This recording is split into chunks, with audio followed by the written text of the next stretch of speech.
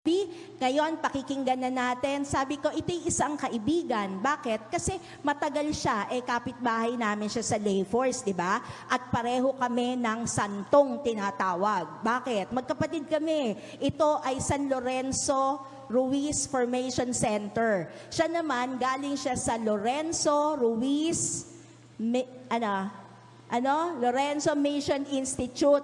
Pero yung society kasi nila, LRMS, Lorenzo Ruiz Mission Society. So tawagin na natin, walang iba kundi si Father Mark Lemuel Tibay at mas kilala namin bilang Father Lemo. Palakpakan natin si Father. So yung mga palakpak nyo, ramdam ang joy.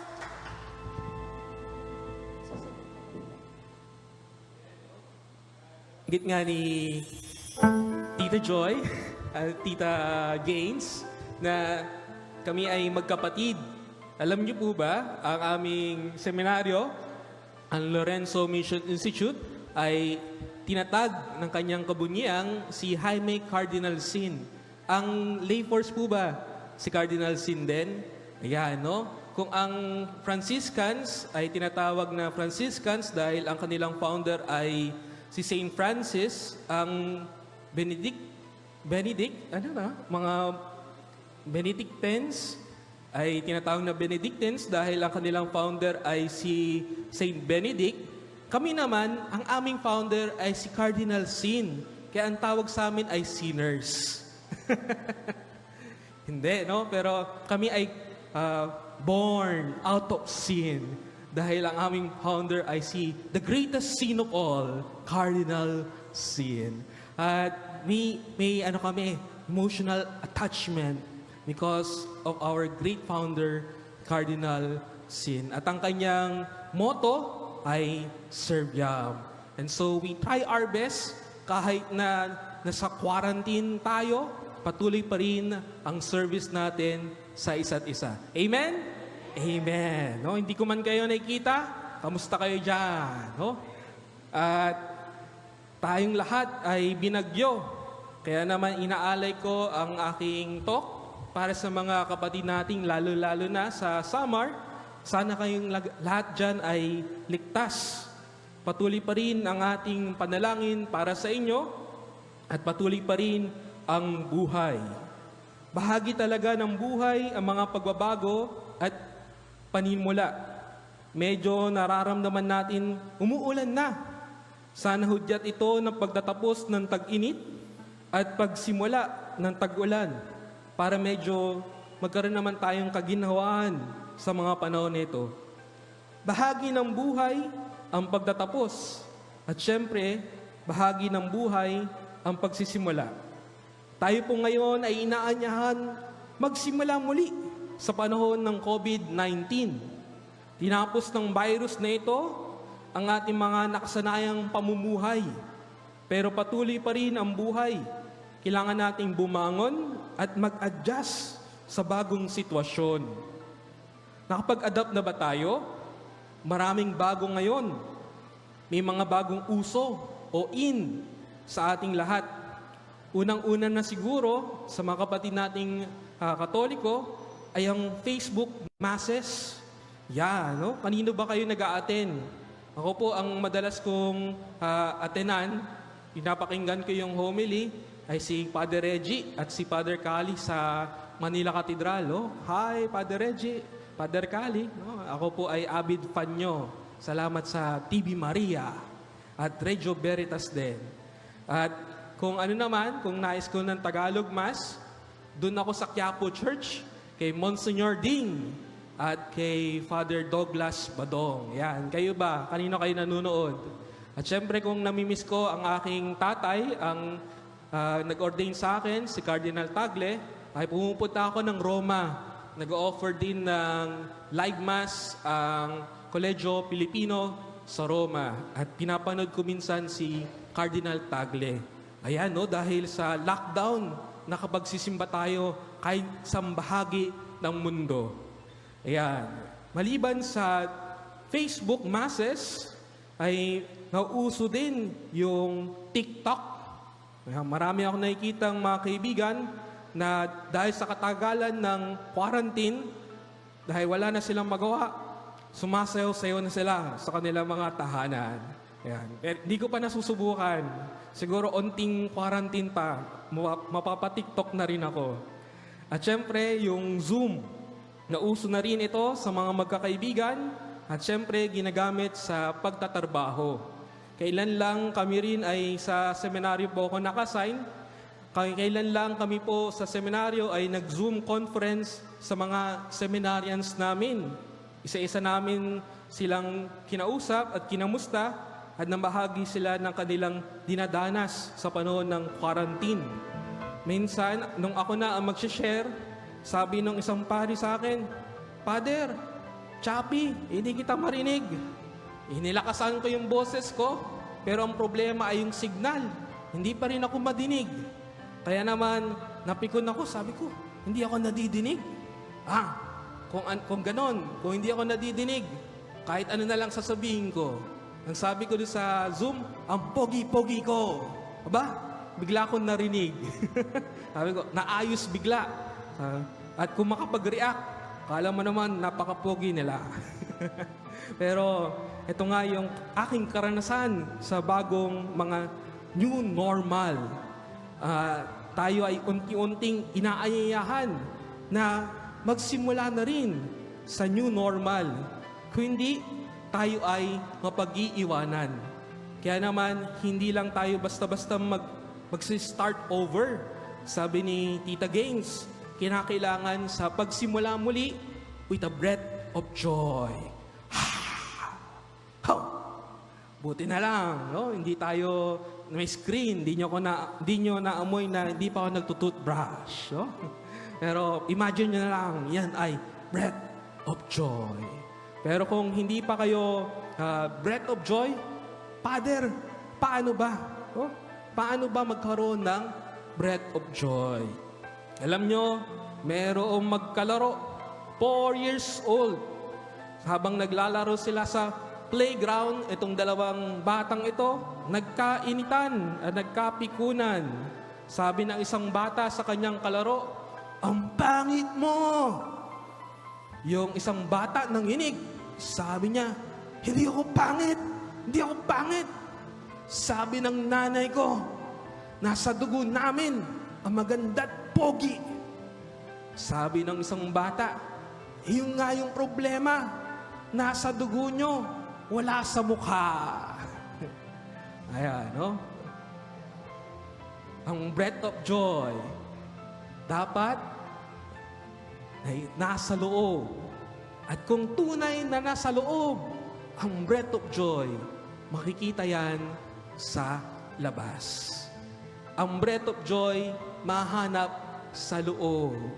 Kaya naman, dapat aayusin muna natin yung nasa loob. Para na sa ganon, makita ng mga tao sa ating muka, we are people with breath of joy. Paano ako po ay ayos nitong talk na ito? At guys ko nang isummarize ngayon ang aking talk para madali niyong maintindihan lahat. Para pag inaantok na kayo, ay okay lang, matulog na kayo dahil ito na yung summary. Simula pa lang, isa-summarize ko na sa isang kwento yung buong talk kung paano magkaroon ng breath of joy. Okay ba? So paano bang magkaroon ng breath of joy? Noong kami ay mga bata, ay meron kaming buktong-buktungan. Hindi ko alam kung kayo din ay natanong niyo na sa isa't isa ang buktong-buktungan na ito. Ang sabi ng buktong, paano mo raw ilalagay yung isang leon? Rawr! Oh, leon, malaki yun. Sa loob ng ref, in 3 steps. Aba, syempre kami mga bata, kung ano-anong iniisip namin, hindi naming masagot. At sinabi ng aming kalaro, Step 1, buksan ang ref. Step 2, ipasok ang leon sa loob ng ref. At step 3, isarado ang ref. The end. Ba, yun lang pala yun. Sabi naman ng aming kaibigan, dinagdagan niya, paano mo nang ipapasok ang elepante Sa loob ng rep, in 4 steps. Aba, kanina 3 steps lang. Ngayon, 4 na. Kaya naman, siret kami. Hindi namin masagot. Ang sabi ng aming kaibigan, Step 1, buksan ang rep. Step 2, tanggalin ang leon sa rep. Step 3, ipasok ang elepante sa loob ng rep. At step 4, isarado ang rep. Ayan. In 4 steps, nasa loob na ang elepante sa rep. Ayan. Ganun din, mga kapatid, kagaya ng aking na ikwento, ganun din, para makapasok ang breath of joy, una, buksan ang puso. Pangalawa, tanggalin ang kalungkutan, bumabara dito. Tanggalin ang galit na bumabara dito. At kapag natanggal na kung anumang bagay ang bumabara sa puso, tsaka papasukin ang breath of joy at panataliin sa loob ng puso. Ganong kasimple ang maging masaya. Hindi tayo magiging masaya habang ang puso natin ay punong-puno ng pangamba. Hindi tayo magiging masaya habang ang puso natin ay may galit. Kaya naman, ang talk na ito ay patungkol sa proseso na ating gagawin para na sa ganon, sa new normal, tayo ay mayroong breath of joy. At sino bang ang mga taong nakagawa na nito? Ang mga alagad. Sa ating mga pagbasa ngayong Easter, ang mga alagad ni Jesus ay nag-undergo ng isang proseso sa kanilang pagdama ng kalungkutan sa pagkamatay ni Jesus, sa kanilang pagdama ng maging bigo dahil hindi sila nanatiling tapat kay Jesus. Ayon, pinoseso sila ng Panginoong Jesus. Sinamahan sila ng Panginoong Jesus.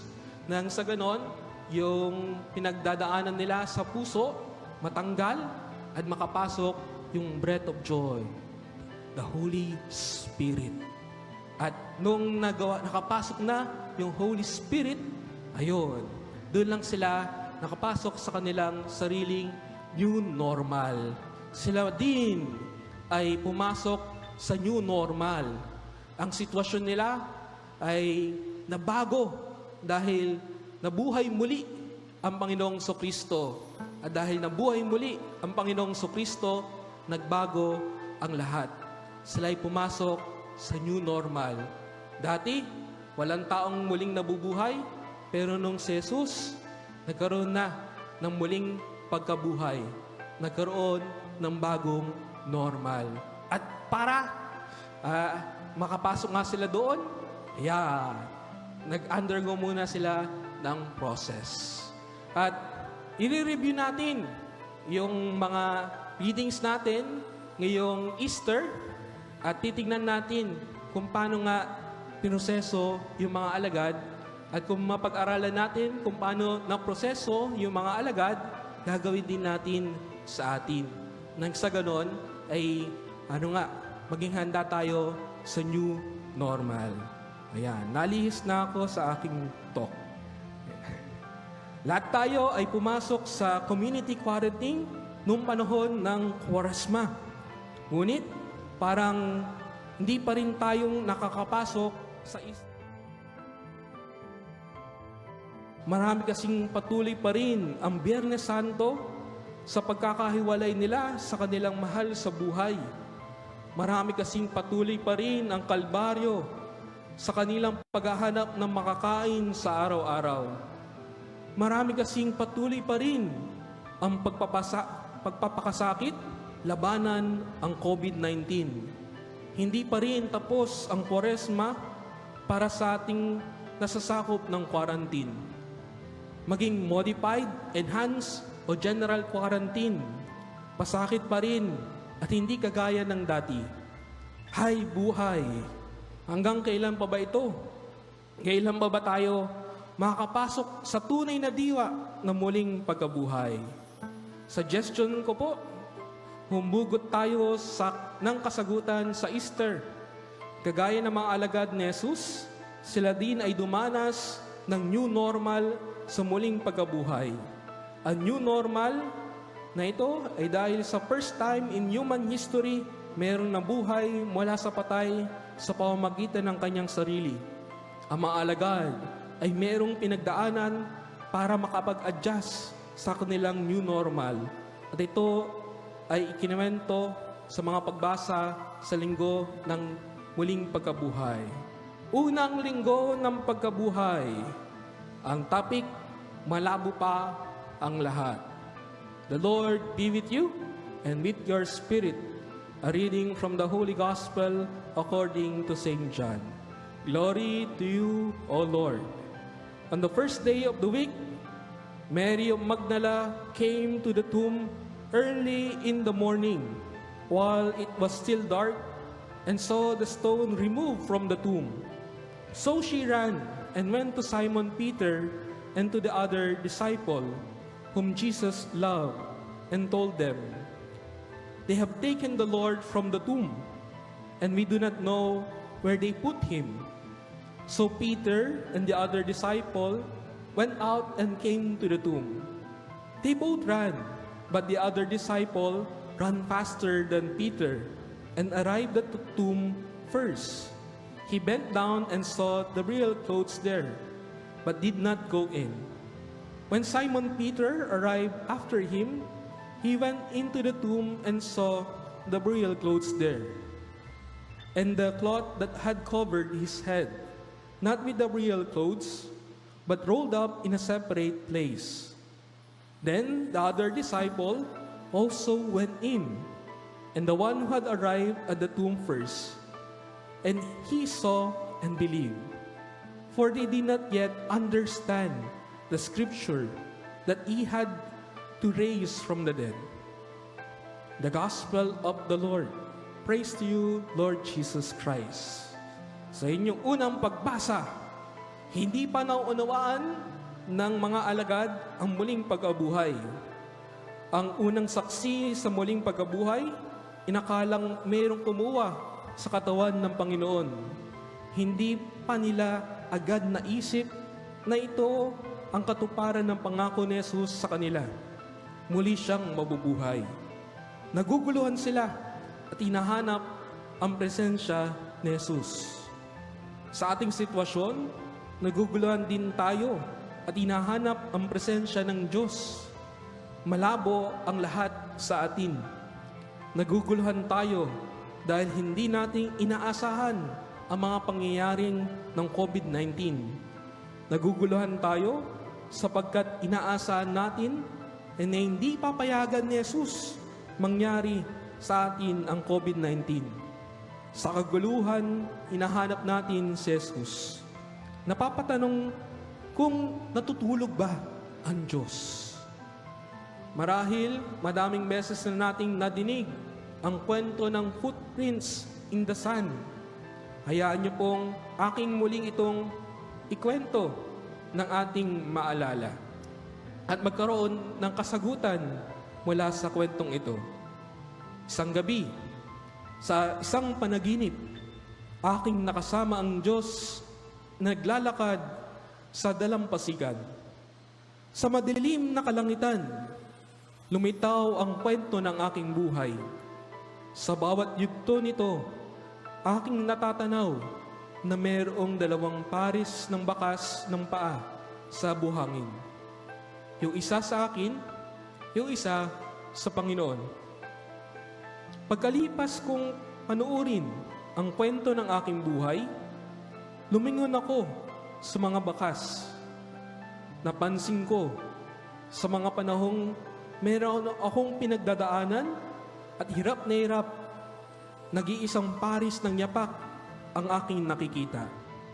Nagtaka ako't nangamba kung kaya't tinanong ko ang Panginoon tungkol dito. Diyos ko, hindi ba ninyo sinabi sa akin na ako ay inyong sasamahan at hinding-hindi iiwan? Bakit po sa mga panahon meron akong matinding pinagdadaanan at hirap na hirap? Nag-iisa lang ang aking nakikitang bakas ng yapak. Bakit po sa mga panahon kailangan na kailangan po kita? Iniwan niyo po ako. Bumulong ang Diyos sa akin. Mahal kong anak, mahal na mahal kita, at kailanman hindi kita iniwan. Lalo na sa mga panahon meron kang pinagdadaanan at hirap na hirap. Isang paris lang ng yapak ang iyong nakita, sapagkat sa mga panahong iyon, karga kita. Ito yung kwento ng Footprints in the Sun. Ay isang paalala sa atin, kung minsan inaakala natin tulog ang Diyos, pero ang totoo, dala-dala niya tayo. Baka kaya natin hindi makita ang Diyos sa mga panahong ito, ay dahil kasama lang natin siya. Wala siya sa libingan, kagaya ng inaakala ng mga alagad. Wala siya sa mga lugar ng mga patay, dahil buhay na buhay siya. Ang mga mayroong buhay, nagbabago. Kaya kasama natin ang Panginoong Diyos sa mga pagbabago na ating dinadanas sa ngayon. Kapatid, kasama lang natin ang Panginoong Diyos. Kahit na malabo pa ang lahat, okay lang. Hindi niya tayo iniiwan. Magtiyaga ka lang. Kasama pa rin natin ang Panginoon. Ipigit natin ang mga mata at tayo ay manalangin. Panginoon, inyo po akong kabagan sa aking pagkabalisa, sa iyong pagkawala. Sa tindi ng aking pinagdadaanan, Ikaw ay aking di nakikita o nakikilala. Dahil sa mga luha sa aking mata, ang nakikita ko lang minsan ay aking mga problema, sakit at pag-iisa. Kaawan niyo ako at wag na wag iiwan, harapin ang mga panganib at problemang mag-isa. Ikaw ang aking takbuhan at lakas. Si ako ay makakaasang tunay. Amen. Diyan nagtatapos yung first Sunday of Lent. At tayo ay magpapatuloy. Ang takeaway natin sa Sunday na iyon ay okay lang kahit malabo pa ang lahat. Yun yung unang step dahil yung pinagdadaanan ng puso natin ay acknowledge muna natin. Buksan mo muna yung puso at tignan yung laman. Tignan mo. At kung hindi mo unawaan kung ano yung nararamdaman mo, okay lang. Basta malaga, buksan mo yung puso mo at tignan mo yung laman nito. Magpatuloy tayo sa ikalawang linggo ng Easter at tingnan natin ang naganap sa mga alagad. The Lord be with you. A reading from the Holy Gospel according to John. Glory to you, O Lord. When it was evening on that day, the first day of the week, the doors of the house where the disciples had met were locked for fear of the Jews. Jesus came and stood among them and said, "Peace be with you." After he had said this, he showed them his hands and his side. Then the disciples rejoiced when they saw the Lord. Jesus said to them again, "Peace be with you. As the Father has sent me, so I send you." When he had said this, he breathed on them and said to them, "Receive the Holy Spirit. If you forgive the sins of any, they are forgiven them. If you retain the sins of any, they are retained." But Thomas, who was also called Twin, one of the 12, was not with them when Jesus came.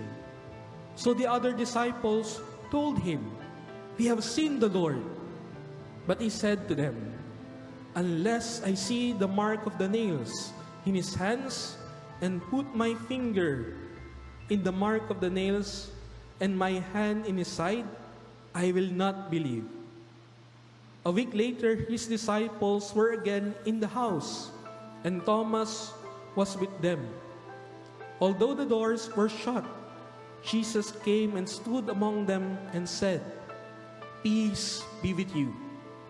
Then he said to Thomas, "Put your finger here and see my hands. Reach out your hand and put it in my side. Do not doubt, but believe." Thomas answered him, "My Lord and my God." Jesus said to him, "Have you believed because you have seen me? Blessed are those who have not seen and yet have come to believe." Now Jesus did many other signs in the presence of his disciples, which are not written in this book. But these are written so that you may come to believe that Jesus is the Messiah, the Son of God, and that through believing you may have life in his name. The Gospel of the Lord. Praise to you, Lord Jesus Christ. Ang pagbasang ito ay mula sa Divine Mercy Sunday. Sa ating pagbasa, nagkulong ang mga alagad sa kanilang bahay dahil sa pangamba nila sa mga papatay sa kanila. Sa kalagitnaan ng kanilang takot, dumating si Jesus. Sumainyo ang kapayapaan, ang kanyang bati sa kanila. Dito, madali tayong makarelate. Una, nagkulong din tayo sa ating sariling mga bahay dahil sa takot sa nakakamatay na COVID-19. Hindi tayo makalabas kahit na muling pagkabuhay na. Sa pagkakataong ito, si Jesus na ang dumalaw sa mga alagad. Siya na ang nagpunta sa kanila at dala ang kapayapaan. Si Jesus na ang nag-e-effort. Pero, kung absent pa rin tayo, kagaya ni Tomas, hindi tayo mapapayapa. Nandyan na ang Facebook Live Mass. Kung ayaw pa rin natin, walang mangyayari. Meron ding Radyo Veritas kung wala namang internet. Pero kung ayaw pa rin natin, wala pa rin mangyayari. Meron naman tayong mga Pilipino, kopya ng Biblia sa ating mga tahanan. Nakadisplay madalas sa altar, hindi ginagamit. Pero kung ayaw pa rin gamitin, wala pa rin mangyayari. Si Jesus na ang nag-e-effort. Si Jesus ay kasama lang natin. Minsan tayo lang ang absent. Dahil kung minsan, magdamag sa wall ni Crush.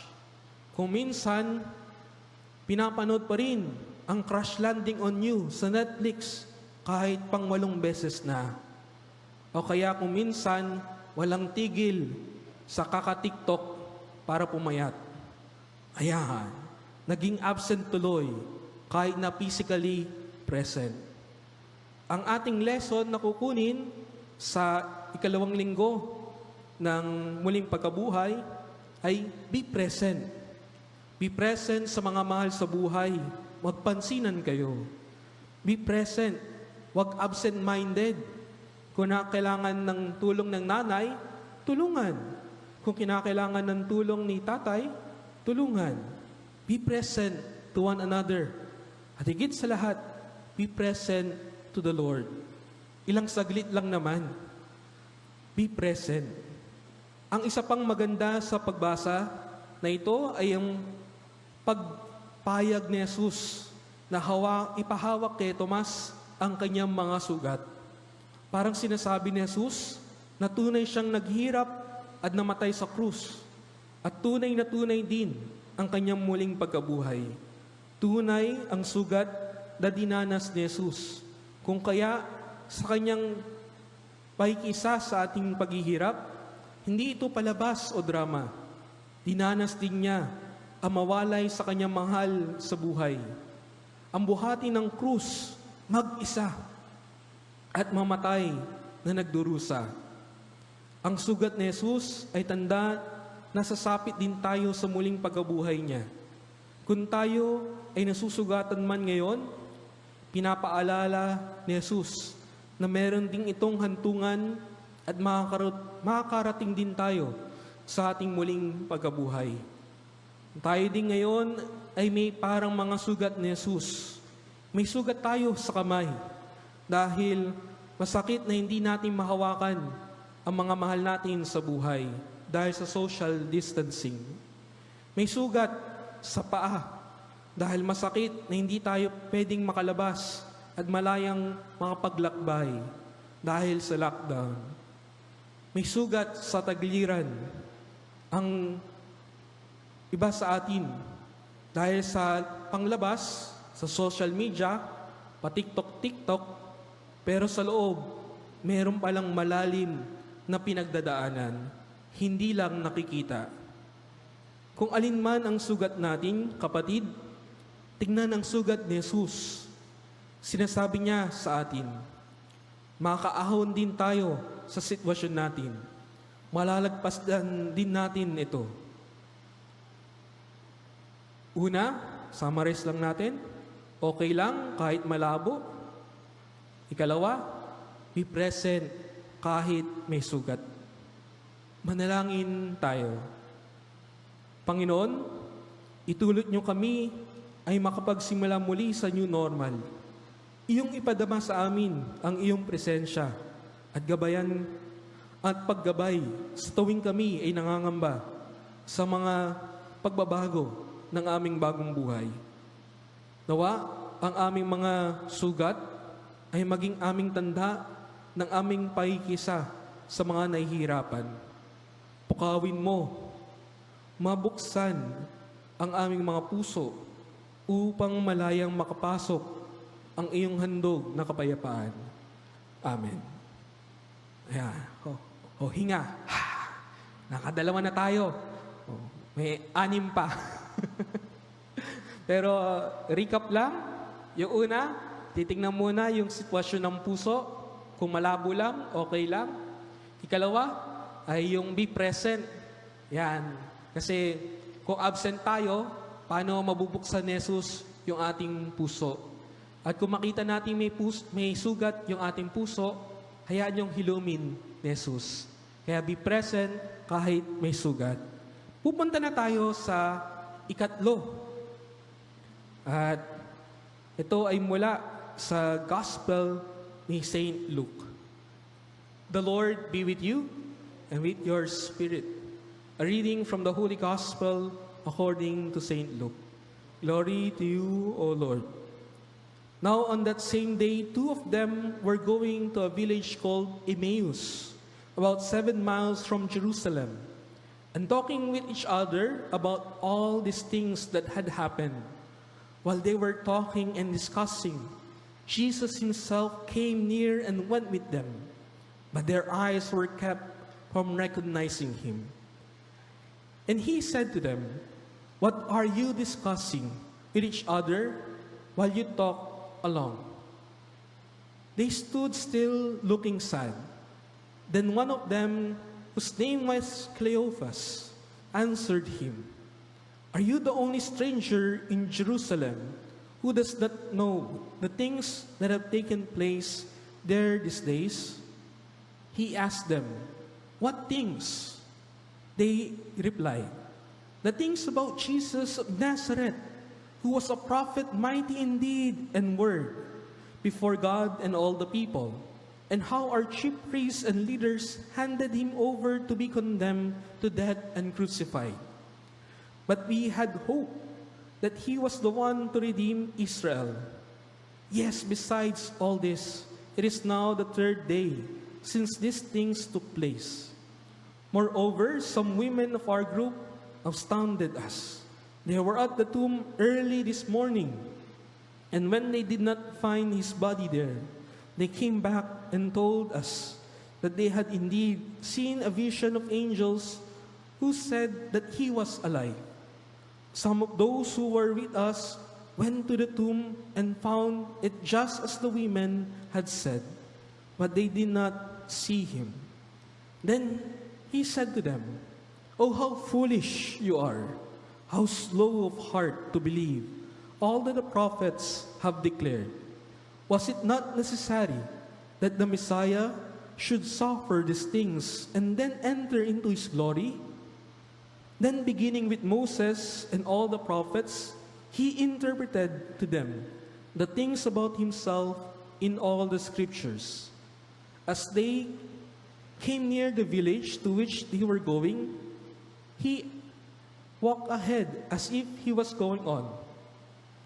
But they urged him strongly, saying, "Stay with us, because it is almost evening, and the day is now nearly over." So he went in to stay with them. When he was at the table with them, he took bread, blessed, and broke it, and gave it to them. Then their eyes were opened, and they recognized, and he vanished from their sight. They said to each other, "Were not our hearts burning within us while he was talking to us on the road, while he was opening the scriptures to us?" That same hour they got up and returned to Jerusalem. They found the 11 and their companions gathered together. They were saying, "The Lord has risen indeed," and he had appeared to Simon. Then they told what had happened on the road and how he had been made known to them in the breaking of the bread. The Gospel of the Lord. Praise to you, Lord Jesus Christ. Ang lesson naman sa ikatlong pagbasa ay yung share the experience. And after sharing the experience, learn how to listen. Ibahagi yung pinagdadaanan at makinig. Ito po yung sikat na road to Emmaus, kung saan ang dalawang tagasunod ni Jesus ay pinanghihinaan ng loob. Habang papunta sila sa Emmaus, sumama sa kanila si Jesus. Hinayaan ni Jesus na ikwento nila ang kanilang karanasan at saloobin. Sa ating pinagsisimulang muli sa new normal, mahalagang mailabas at maikwento ang saloobin ukol sa mga kaganapan ng ECQ. Kapag naikwento natin ito sa mga taong pinagkakatiwalaan natin, sa kapamilya, kaibigan, o kahit sa panalangin sa Panginoon Diyos, gumagaan ang kalooban at natatanggal ang bumabarang lungkot o galit sa puso. Kapag nailabas na ang saloobin, dito nabubuksan ang pag-unawa at nakapasok ang pagpapaliwanag. Hinayaan ni Jesus na makalabas ng saloobin ang dalawang alagad bago siya nagpaliwanag sa kanila. Sa new normal, malagang meron tayong kausap. Malagang may makikinig sa atin at malaga ding makikinig din tayo. Habang quarantine, mag-usap-usap ang magkakapamilya.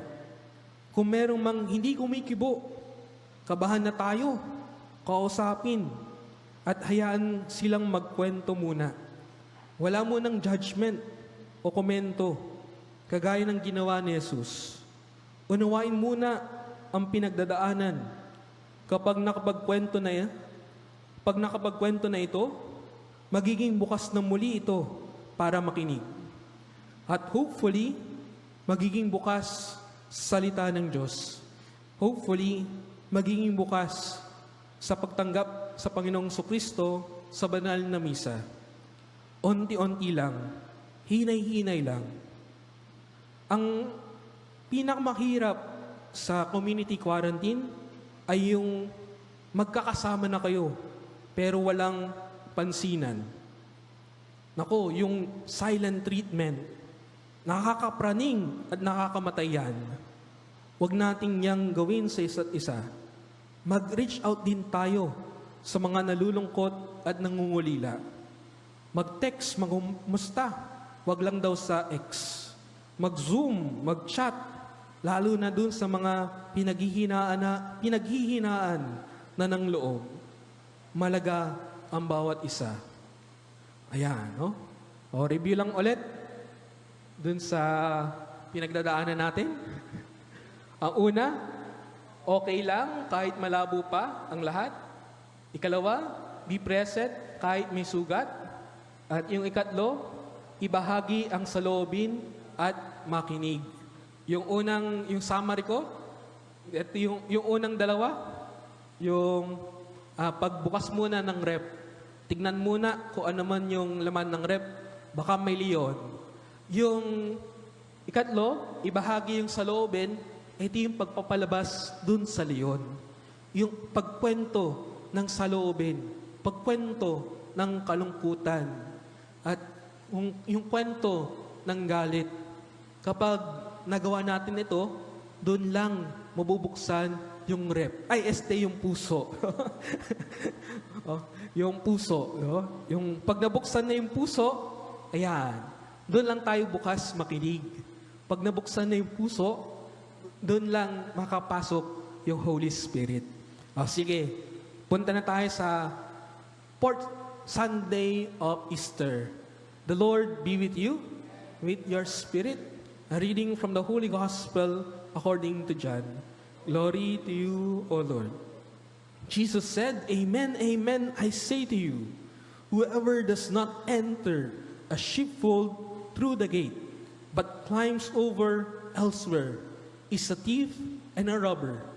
But whoever enters through the gate is the shepherd of the sheep. The gatekeeper opens it for him, and the sheep hear his voice, as the shepherd calls his own sheep by name and leads them out. When he has driven out all his own, he walks ahead of them, and the sheep follow him, because they recognize his voice. But they will not follow a stranger. They will run away from him, because they do not recognize the voice of strangers. Although Jesus used this figure speech, the Pharisees did not realize what he was trying to tell them. So Jesus said again, Amen, amen, I say to you, I am the gate of the sheep. All who came before me are thieves and robbers, but the sheep did not listen to them. I am the gate.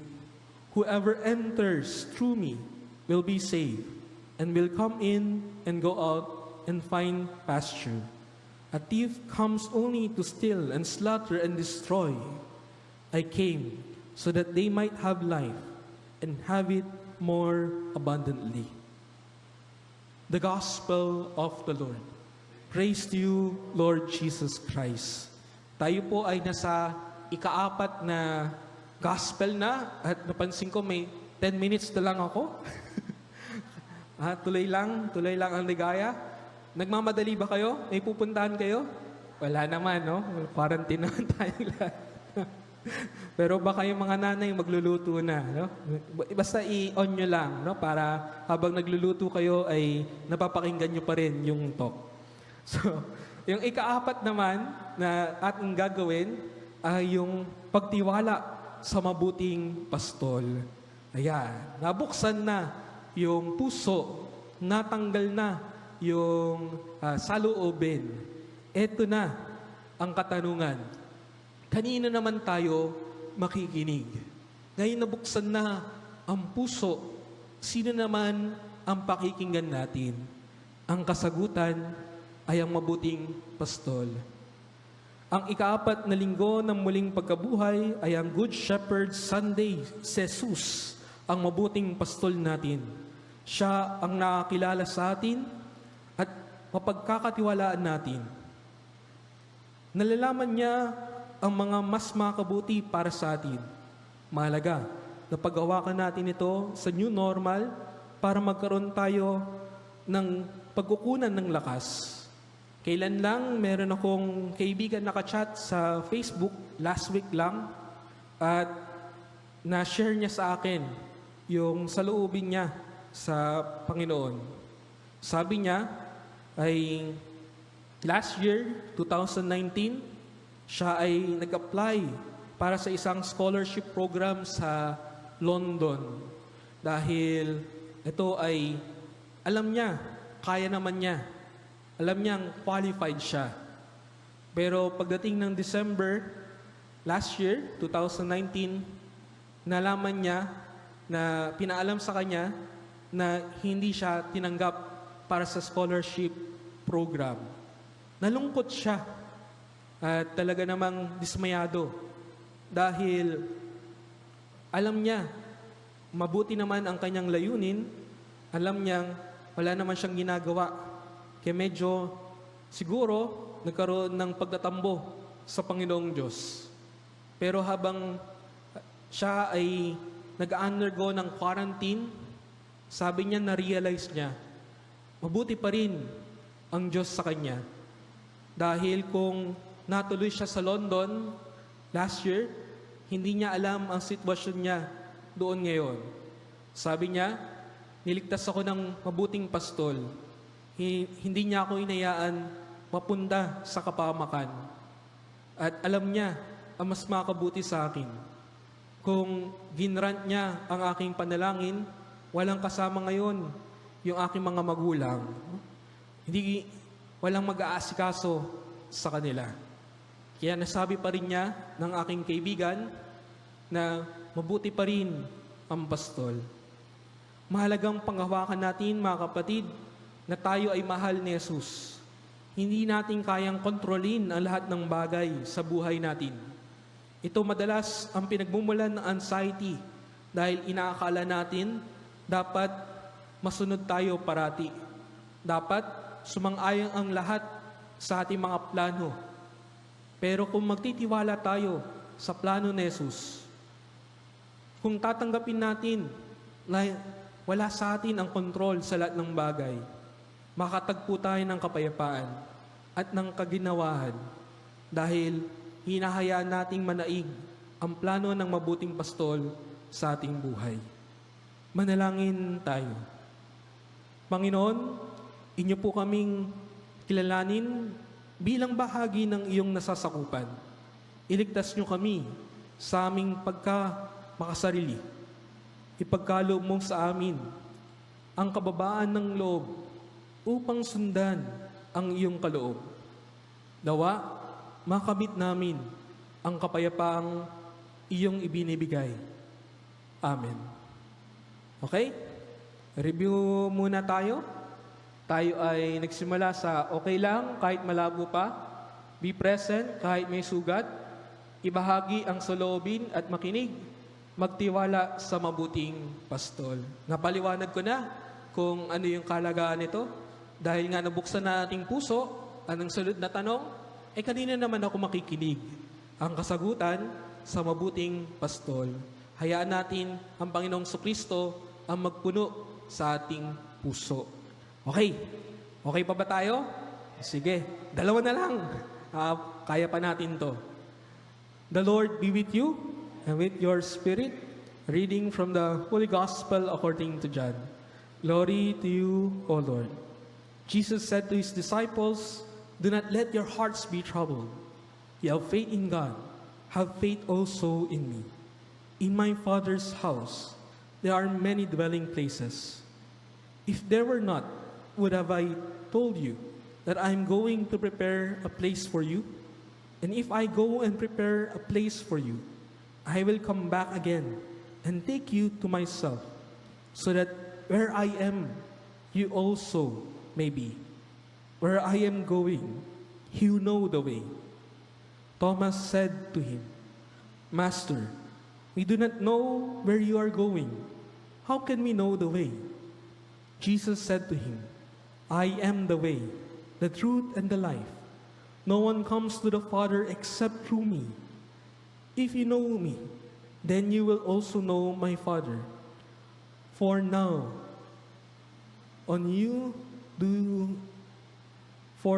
from now on, you do know him and have seen him." Philip said to him, "Master, show us the Father, and that will be enough for us." Jesus said to him, "Have I been with you for so long a time, and you still do not know me, Philip? Whoever has seen me has seen the Father. How can you say, 'Show us the Father'?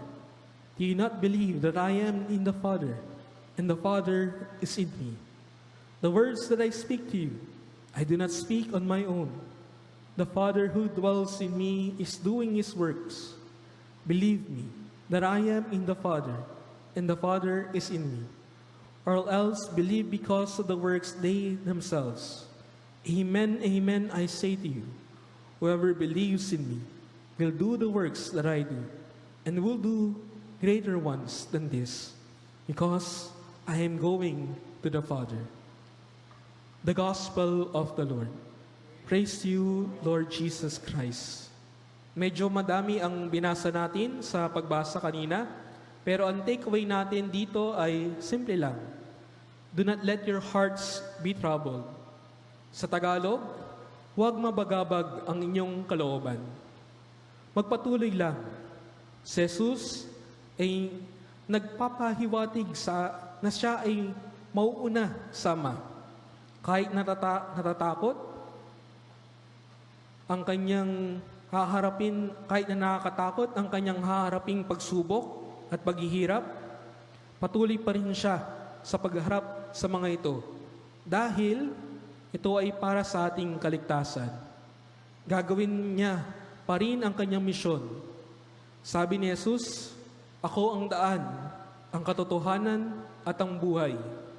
Siya dapat ang ating susundan, paniniwalaan at maging pamumuhay.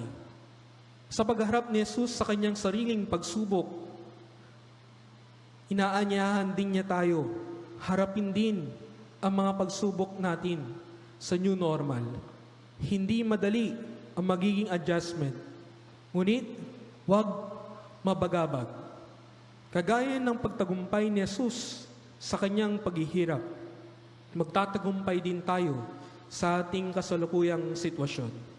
Huwag mabagabag. Manalangin tayo. O Diyos ko, puso naming iyong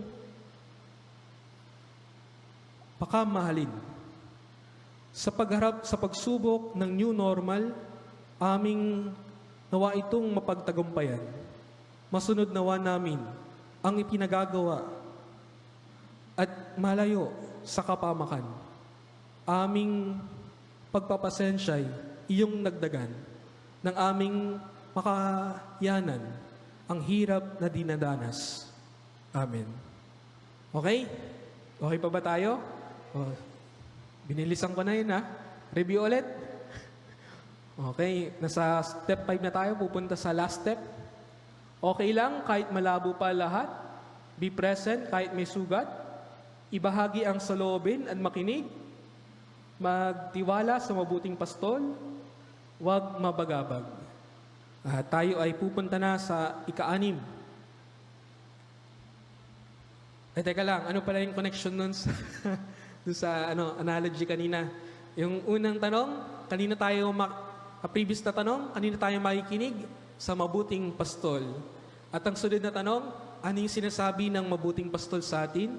Huwag mabagabag. So, inyong connection, no? Connected pa rin. The Lord be with you and with your spirit. A reading from the Holy Gospel according to John. Glory to you, O Lord. Jesus said to his disciples, if you love me, you will keep my commandments.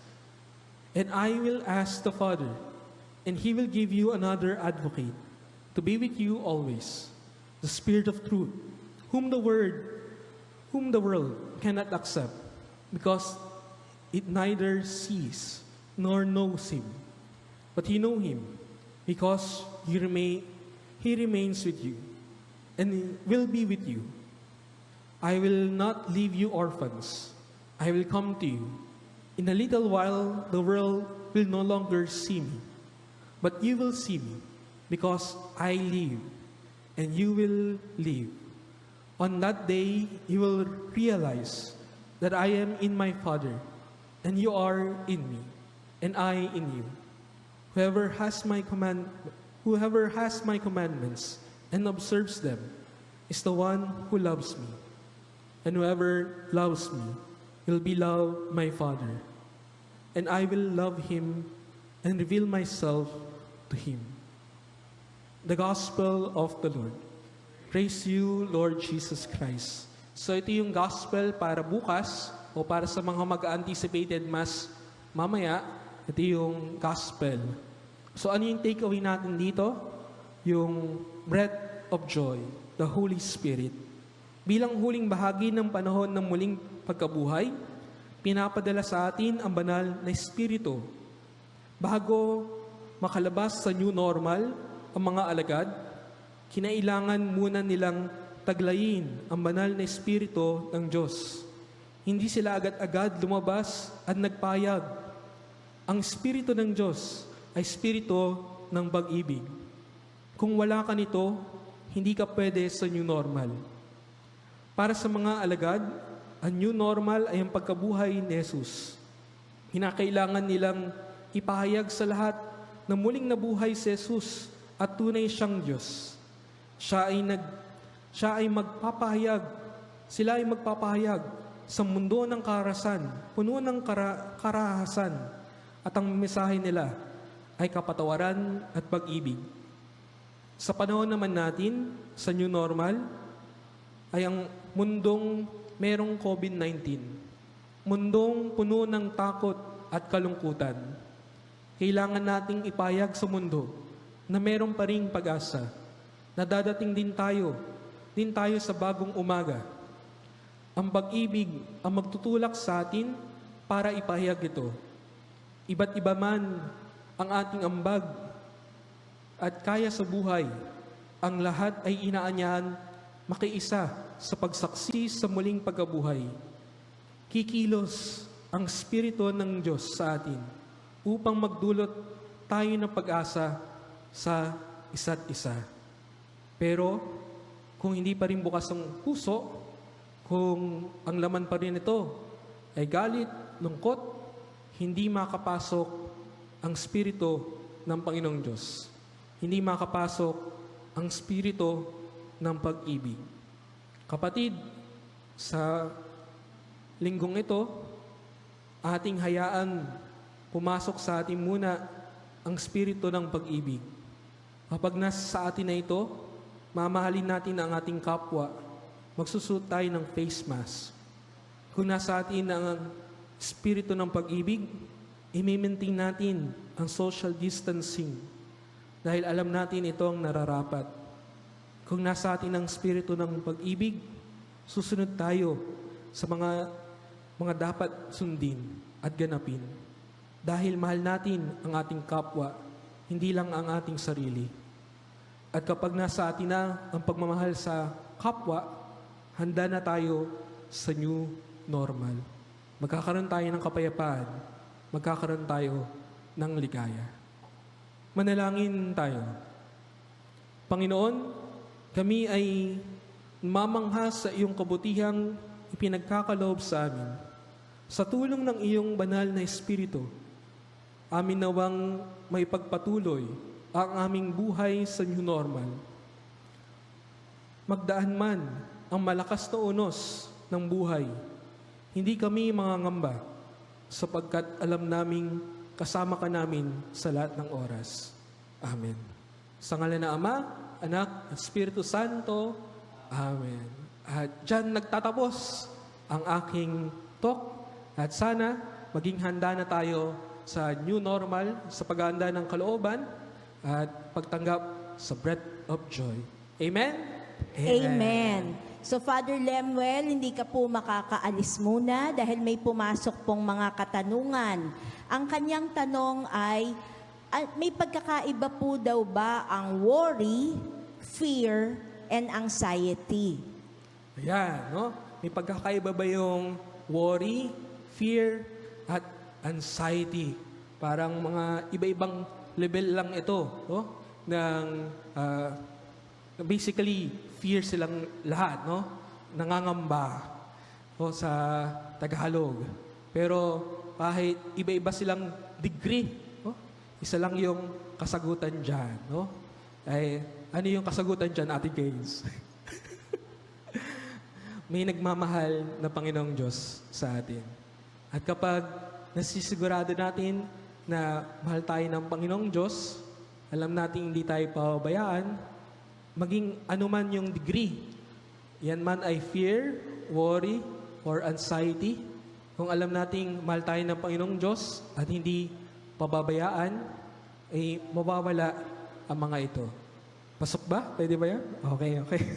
Ate Gaines, dito ka nga. Actually, Father Lemel, bago naman ibinigay yung tanong, may affirmation na agad siya. Parang nasagot na rin niya yung tanong niya Oo nga eh. na napakalakas daw ng mga sinasabi mo para maalis nga yung worry, fear, and anxiety. So now, actually, nasagot mo na dun sa talk, Father. Tapos yung pangalawa po na ating pumasok na katanungan, nabanggit daw po na excited na nga ang tao paglabas. Familiar ka daw po ba, Father, sa magaganap na ang mga lay ministers ay magdi-distribute ng communion kasi hindi pa lahat agad.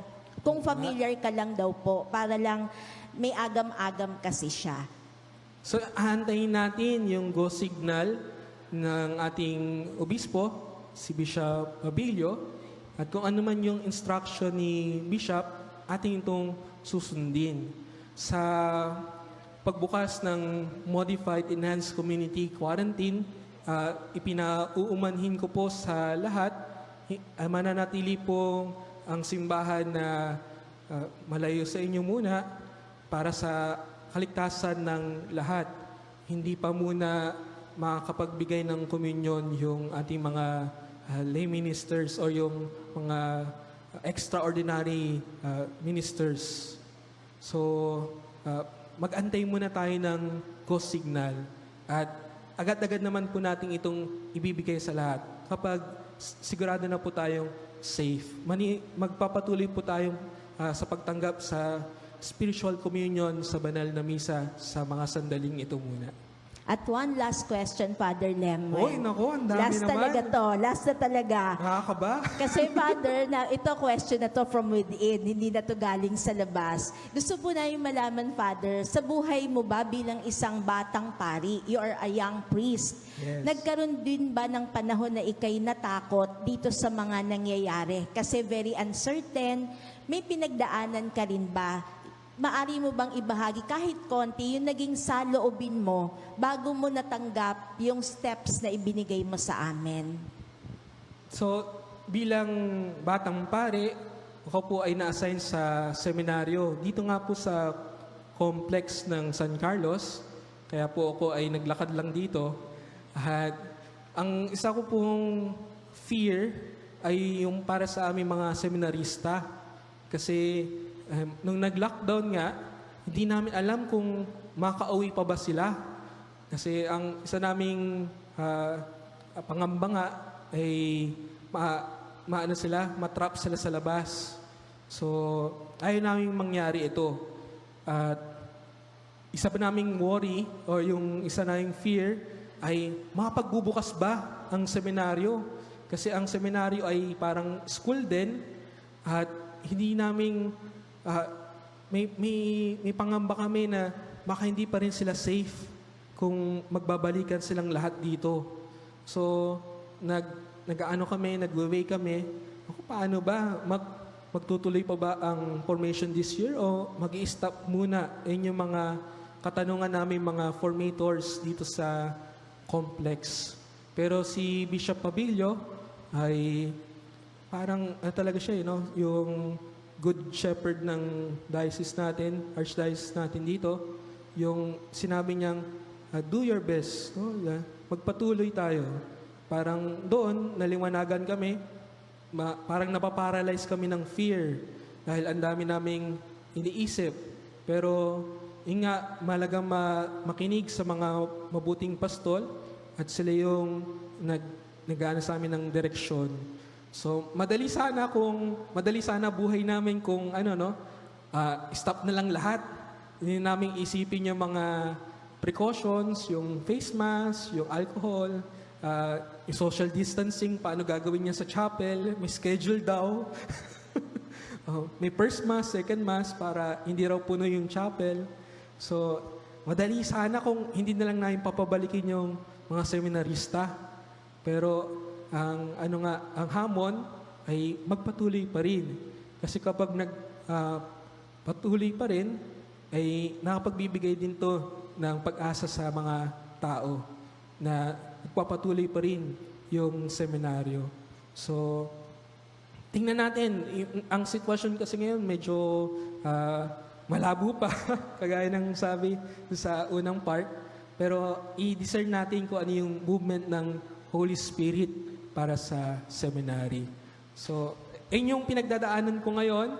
Tapos, na-reflect ko to dahil ayun nga, may pinagdadaanan din ako. Humugot lang ako dun sa mga gospel readings. Maraming salamat. So palakpakan natin si Father Lemo. At talagang very enlightening, Father, ang iyong mga step by step na itinulong sa aming lahat na tagapakinig. So palakpakan natin si Father at hayaan natin siya huminga ng konti. Breath of joy dahil siya'y maghahanda naman para sa pagdiriwang ng ating Santa Misa.